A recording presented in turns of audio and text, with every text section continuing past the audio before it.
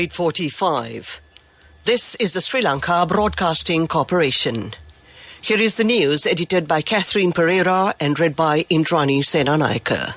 The headlines.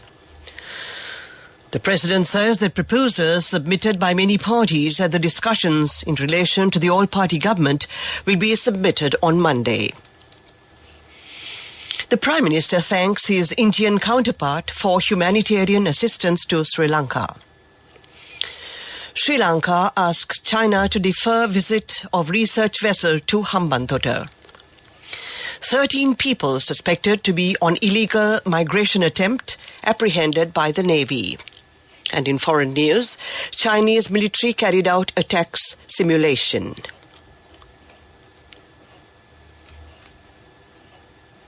President Ranil Wickremesinghe says that proposals submitted by many parties at the discussions, which were held for many days in relation to the all-party government, will be submitted to the parties on Monday. He made these remarks at a discussion held with leaders of the 11 parties and the 43rd team yesterday at the President's house. He also said that he is expected to have discussions with the Janata Vimukti Peramuna and with many Tamil parties in the near future. He praised the enthusiasm shown by some parties to form an all-party government, ignoring their party differences.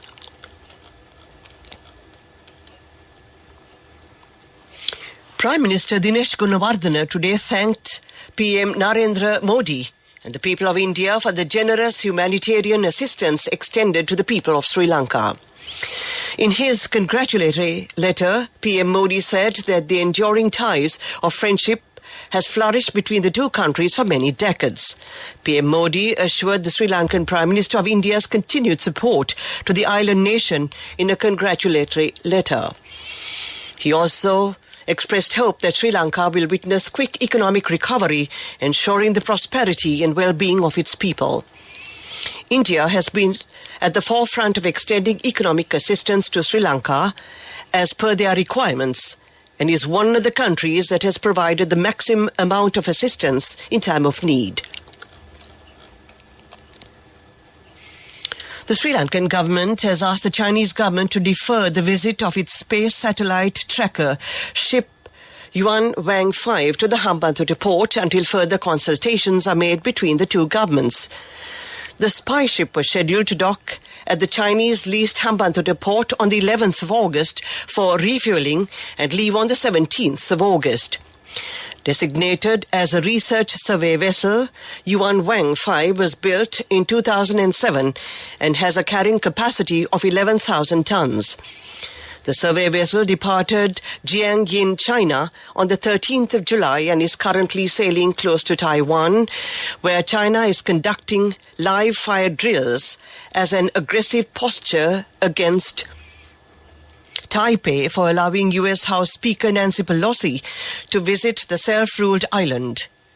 According to the Marine Traffic website, the ship is currently in the East China Sea between South Japan and northeast of Taiwan. This news comes to you from the Sri Lanka Broadcasting Corporation. During a search operation carried out in the Sea of Sandbanks in Talimannar, the Sri Lanka Navy apprehended 13 people who were suspected to be attempting to illegally migrate to a foreign country by sea. During a special operation mounted by a team of Navy Marines off Sandbanks, Talimannar, last morning, a group of individuals remaining suspiciously on the sandbanks were approached and interrogated. Subsequently, the group of individuals was suspected to be waiting there until the arrival of a boat to illegally migrate from the country. They were nabbed by the Navy. The annual August Festival of Our Lady of Madhu in Mannar started with flag hoisting this evening. Diocese of Mannar Bishop, the Most Reverend Lionel Emmanuel Fernando, inaugurated Our Lady of Madhu August Festival. The August Festival of Madhu, which began today, will be held for 9 consecutive days. Every evening, prayer followed by the Holy Mass will be offered. On the evening of the 14th, there will be a special Eucharistic adoration and Eucharistic blessing. On the morning of the 15th, Festival Mass will be celebrated with the bishops. The main news story is brought to you by Siddhalepa Vedamahatmya. On to the main news story. After a lapse of 2 years, measures will be taken to implement flights from Jaffna to India. The service will be implemented from the Palali Airport to Chennai, India. Secretary of the Northern Province, SM Saman Bandulasena, said that flights will begin next week. That was the main news story. The main news story was brought to you by Siddhalepa Vedamahatmya. Watch Life is brought to you by A Strength to Your Life. CIB Janajaya Vasana has commenced. Valuable gifts and all bills are on 31st of October. Come to CIB today. A bridge was constructed across the Vioya to enter the Sipon village in the Yatiantota Divisional Secretariat Division in the Kagala district. It was washed away by floods 1 year ago. Residents complain that no action has been taken to construct a new bridge yet. Although the residents have made a temporary bridge using their own funds, it was also washed away due to the recent floods last week. More than 80 families in the village, including school children, face many difficulties in travelling. They request the relevant authorities to provide necessary facilities to reconstruct this bridge. A Strength to Your Life. CIB Janajaya Vasana has commenced. Valuable gifts and all bills are on 31st of October. Come to CIB today. World News headlines. Chinese military carried out attack simulation. ASEAN foreign minister meetings highlight tension over Taiwan, and 3 dead after lightning strike near White House. Taiwan's defense ministry says that the Chinese military has carried out an exercise simulating an attack on Taiwan's main island. The ministry said this morning that Chinese military planes and ships conducted drills in and around the Taiwan Strait, with some crossing the median line. The ministry said its armed forces broadcast a warning and deployed aircraft and vessels to monitor the exercise while putting shore-based missiles on standby. The median line is an unofficial buffer to help prevent accidental clashes between Chinese and Taiwanese forces. But Chinese authorities have recently begun asserting that they do not recognize the line. Foreign ministerial meetings of the Association of Southeast Asian Nations ended in Cambodia today. They highlighted rising tensions over Taiwan. The gatherings in Phnom Penh brought together foreign ministers from ASEAN, U.S. Secretary of State Antony Blinken and his counterparts Heihachi Yoshimasa from Japan, Yang Yi from China, and Sergei Lavrov from Russia. They were the first in-person ASEAN foreign ministerial meetings in 3 years. Cambodian Foreign Minister Prak Sokhon spoke to reporters afterwards. Police say an elderly couple from Wisconsin are among 3 dead after they were struck by lightning near the White House in Washington, D.C. James Muller, 76, and Donna Muller, 75, were visiting the U.S. Capitol to celebrate their 56th wedding anniversary, their niece said. Yesterday, an unnamed 29-year-old man injured in the strike also died. A 4th person was critically injured. The victims were in Lafayette Park in a storm on Thursday when they were hit. To end this bulletin of world news, we take a look at the headlines again. Chinese military carried out attack simulation. ASEAN foreign minister meetings highlighted tensions over Taiwan. 3 dead after lightning strike near White House.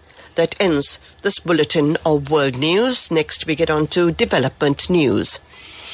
29 billion rupees will be spent for the construction work of 3 private universities, which will commence soon. It was initiated by China, Germany and the World Business Management. Director of the Scholarship Fund, K. Bandara, said that the construction activities will be carried out on 125 acres of land in the Padukka area, which was purchased by the government. In addition, investors have come forward to invest in another 6 universities in Sri Lanka. That was development news. Sports News is brought to you by Sampath Bank. We present your future. On to sports news. Amisha Hettiarachchi was able to secure the 7th place at the 400 meters junior hurdles event at the World Athletics Meet, clocking a time of 1 minute and 2 seconds. The event was held in Colombia. That was sports news. Cash through NSP globally and win wonderful gifts locally. From October 1st, 2021 to December 31st, 2022. Remit a minimum of $100 or an equivalent amount in any foreign currency 3 times through NSB U Trust. Business News, sponsored by National Savings Bank, the safest place for your money. The All Salon Restaurant Owners Association has decided to reduce the price of a cup of plain tea and a packet of rice. The decision was taken in view of the reduction in the prices of essential food items, the association said further. Business News, sponsored by Cash through NSP globally and win wonderful gifts locally. Will you be the lucky winner of the NSP Golden Jubilee? 50 gold sovereigns for the top prize winner of the NSP Golden Jubilee. Scooters for the 10 second prize winners. iPhones for the 10 third prize winners. Mountain bikes for the 29 fourth prize winners. From October 1st, 2021 to December 31st, 2022. Remit a minimum of $100 or an equivalent amount in any foreign currency 3 times through NSB U Trust. 4 million rupees has been spent to develop the technical, fishing, agricultural and self-employment sectors in the Kaluthur district at rural level. The objective of this move is to enhance the economy of the people in the area. That was economic news. And finally, we take a look at the weather report. The Met Department says that showers will occur at times in the Sabaragamuwa province and in the Nuwara and Kandy districts. Several spells of showers may occur in the western and northwestern provinces and in the Galle and Mathura districts. Strong winds, about 50 kilometers per hour, can be expected at times over the western slopes of the Central Hills, the northern and north-central provinces, and in the Hambantota district. To end tonight's news broadcast, we take a look at the headlines again. The President says that proposals submitted by many parties at the discussions in relation to the all-party government will be submitted on Monday. The Prime Minister thanks his Indian counterpart for humanitarian assistance to Sri Lanka. Sri Lanka asks China to defer visits of research vessel at Hambantota. 13 people suspected to be on illegal migration attempt apprehended by the Navy. And in foreign news, Chinese military carried out attack simulation. That ends tonight's news broadcast.